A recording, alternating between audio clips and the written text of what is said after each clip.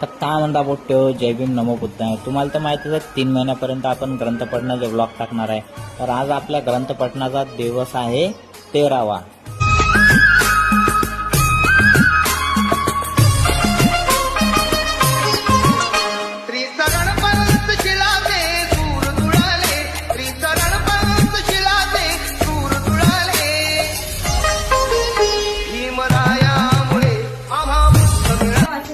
युद्ध होण्यासाठी आपण पाहिले की 10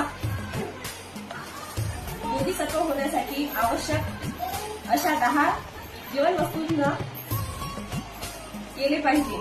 आजच्या वाचनात प्रथम खंड मधला भाग 5 पाहणार आहोत. त्यामध्ये बुद्ध आणि त्यांचे पूर्वकालीन. बुद्ध आणि वैदिक ऋषी.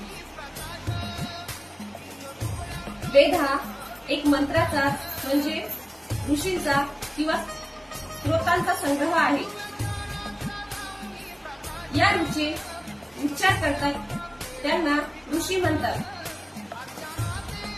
मंत्र म्हणजे इंद्र, वरुण, अग्नी, सोम, ईशान, प्रजापती, ब्रह्म, महिर्दी, यम इत्यादी देवतांचे केवळ धावा करणाऱ्या प्रार्थना होय.